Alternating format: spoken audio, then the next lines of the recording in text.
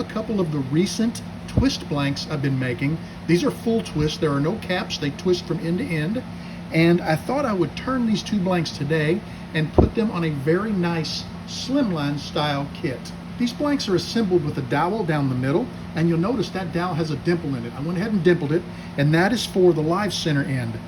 The other end has a spur center, and I just put the spur right in the center of the dowel, crank it down really tight so I've got a nice grip, and we're gonna partially true this blank. It doesn't need to be perfectly round, but it has to be true enough to grab it in a set of pin jaws so that we can drill a hole down the middle. You do not want to turn away too much material, because the blank, if the walls are really thin, the drill bit will heat up as it goes down through the blank, and it can actually cause the glue to let loose. So don't turn it down too far, just get it true enough to grip it, and that's good enough.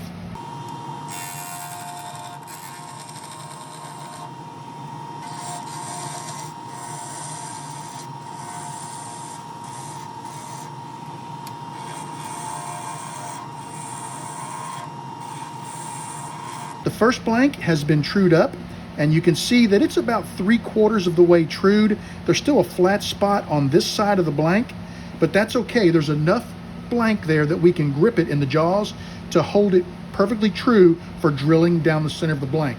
I'm gonna go ahead now and true up the second blank off camera.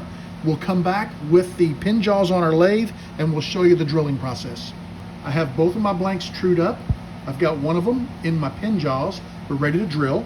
I have a Colt 7mm brad point bit here, and the reason I'm using this bit is it's only about a 5-inch bit. I have a fish bit for 7mm blanks, but it's about a 7-inch bit, and it is so long that sometimes I get a little flex when I drill on the lathe. And a second comment about drilling on the lathe, you could drill these blanks just as easily with a vise on your drill press. I've got the lathe slowed down to about 800 RPMs, and we're just going to center the bit and let it do its job.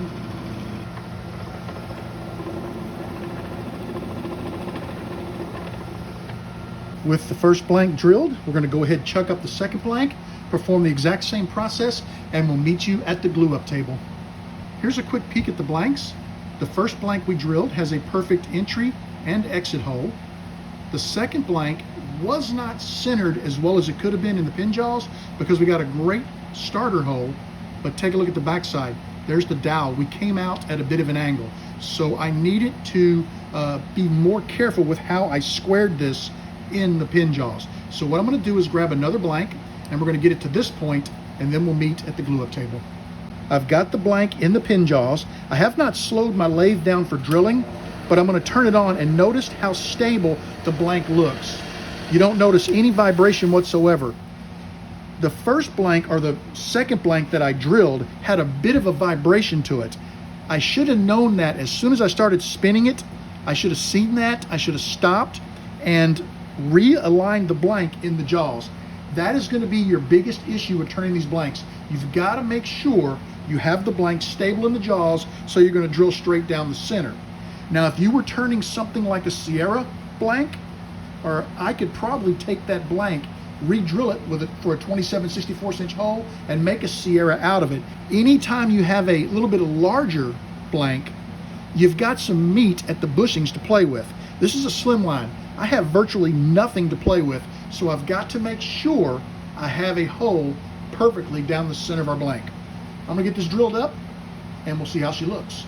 I'm removing the blank from the jaws. There's our entry hole. There's our exit hole. Exactly what we want.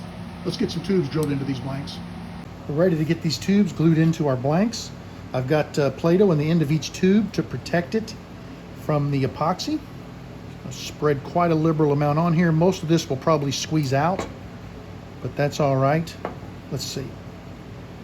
There we go. Just kind of work it in there. Swirl it around a little bit to make sure we get it spread evenly on the inside of the blank. I'm going to take the excess epoxy here. I'm going to put some of it on the end of the tube. Use our pin insertion tool to press that in a little bit. Let's remove some of the excess.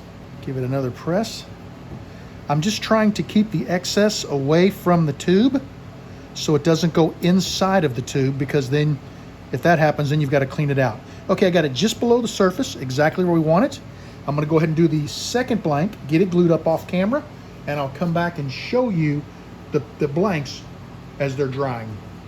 Got the tubes gluing up. Take a look, they're just below the surface. There's a lot of excess room on the back of the blank, and that's because I make these long enough to support a Sierra tube. So you're gonna cut a little bit off, but that's not a big deal. We'll let the epoxy dry overnight, and then we'll start turning these in the morning. The epoxy has dried on the blanks. The tube is solidly locked into the blank. I've squared both ends, and we're ready to turn.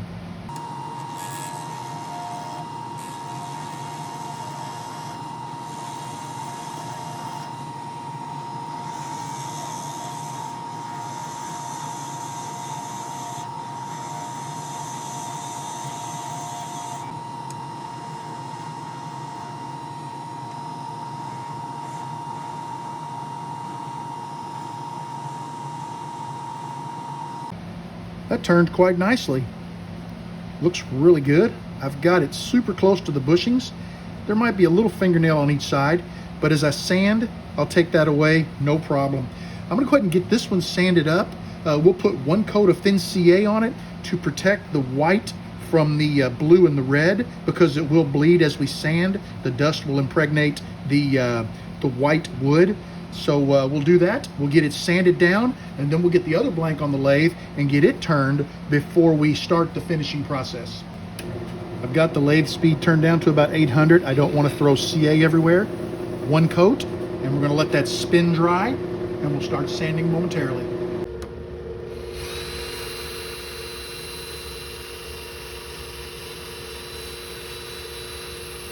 Here's a quick peek at the blank. Take a look at how nice all the white wood looks. It is just pure and white. That CA trick does a great job. I'm gonna set this blank aside. We're gonna turn the second blank, and we'll finish them at the same time. I know that I said I would take you straight to finishing, but this blank turned out so well, I wanted to show it to you quickly before I sanded it. The first blank is ready for finish. We'll start by cleaning it with a little denatured alcohol. Give that a few minutes to flash off, and we'll start applying our CA. First coat of CA going on.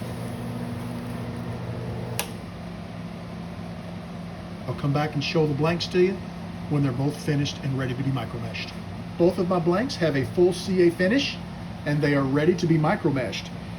New tool in the shop, guys. I've talked about it in one or two other videos. This is my Lathe Buddy. Really nice. On the back of this, it has a waterproof material so that the ways of your lathe when you're micromeshing or doing anything else where you might be using water will not get wet. It soaks up into the terry cloth front, and you can hang it up and let it dry. Once it gets dirty and yucky from the slurry and the dirty water from micromeshing, you can throw it in the washing machine and wash it. I got this from Marketa. She runs a business called So Amusing, and I am going to put her contact information in the video description. So if you'd like to get one of these for your lathe, please check out So Amusing and tell Marketa RJBWoodturner sent you. I would really appreciate it.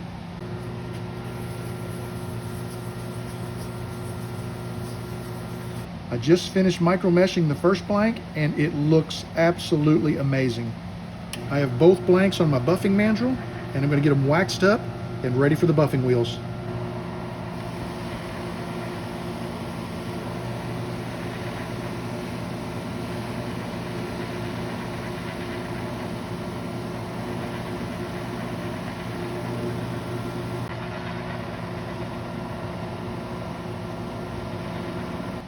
Here's a quick look at both blanks.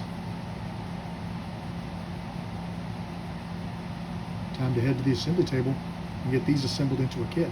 I am ready to press these blanks into a kit. And before I press any components into my blanks whatsoever, I like to chamfer the ends of the tube. This is a chamfering tool. I got it from Noga.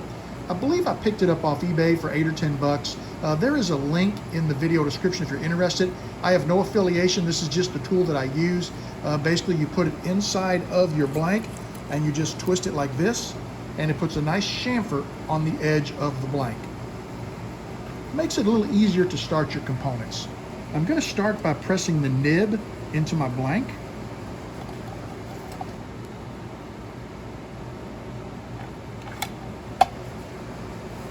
Well, we've got a really nice fit there.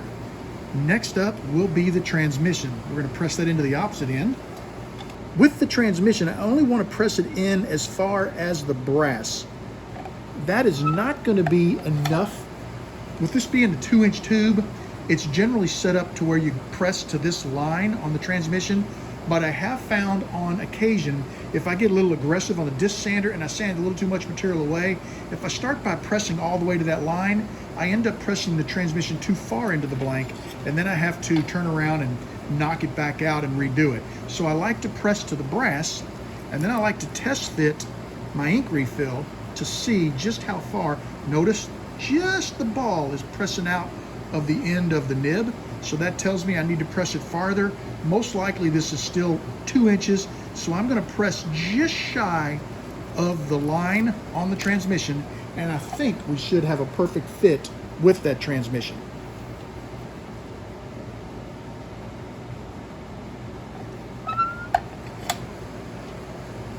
It's always good to take your time and test fit as you go to get the perfect fit.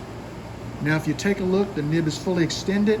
It's not quite extended far enough, so it looks like I'm going to press all the way to the line, and that should give us exactly what we want.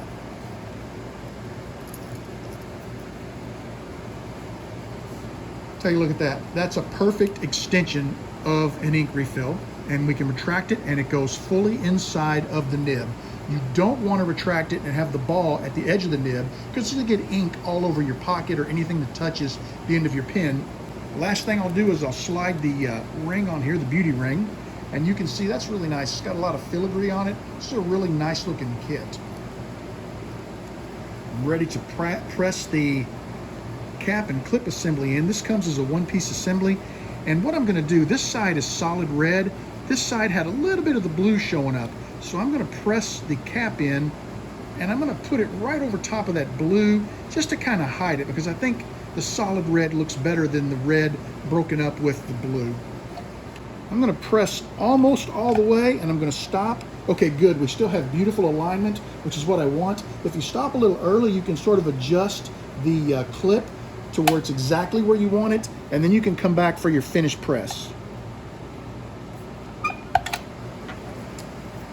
With that, we are ready to assemble our pen. Oops, let's get the bushing out. When you assemble a pen, you want to assemble the pen closed, because that's when most people are going to see the pen. And I think what I'm going to do, this is kind of cool. It looks like if I assemble it this way, notice how the red feeds into the red, and on this side the blue sort of feeds into the blue. That was not planned, but I really like it. I think it looks pretty cool. And I'm very happy with how this pen and this blank turned out. I'd really like to thank you for joining me in the shop today for the turning of my full twist SpectraPly blanks. First time I've turned them, I really am happy with how they turned out. The blanks turned like hot butter. I'm excited. I think it's beautiful. And I don't know, I love these blanks. I love making these blanks. And I will tell you, this is August 16th of 2025, the recording date, and I am going to be doing a giveaway on this pen. So I want you to stay tuned to the channel for an announcement of how we're going to give this away. It's going to be in conjunction with Etsy, I can tell you that, because I've got a bunch of these blanks that I've made, and I will be posting them to my Etsy store very shortly. Once they're there, I'll announce the giveaway and how it's going to work. So stay tuned.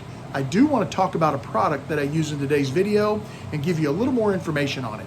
This is the Lathe Buddy. Now, you've seen it in a couple of my videos. I've had it for a while, but I just recently pulled it out and started using it, and I gotta say I'm a huge fan. It's from 3rd Gen Pen Shop and So Amusing. My good friend Marketa makes these, and the cool thing is it's like a terry cloth front, so it absorbs moisture. You can lay this on your lathe. Because of the size, it can fit multiple size lathes. Anytime you're doing sanding with water, the water drips on here and it gets absorbed. And you might say, yeah, but that's just gonna soak through. It's not. Take a look at the back. This is waterproof. The moisture won't soak through. So it protects the bed of your lathe. It will fit on your lathe. If it's too big for your lathe, which it is for mine, I simply fold the corners in like this so that I can lay it right on my bed between the head and tailstock, and it works perfect. I am putting the contact information. I love this product. I also want to note that it has magnets in the corner so it can stick to your lathe, or it can stick to your toolbox, and it can hang there to dry. But I'm going to put details for how you can get in touch with Marketa at So Amusing in the video description. So if you're interested in one of these, look Marketa up and tell her RJBWoodturner said hello. Thank you again for being with me for the turning of this pin. I hope you look into the Lathe Buddy, and I hope you like it as much as I do. I want you to know that you are always welcome in my shop. You come back and see me again real soon, and have a great evening.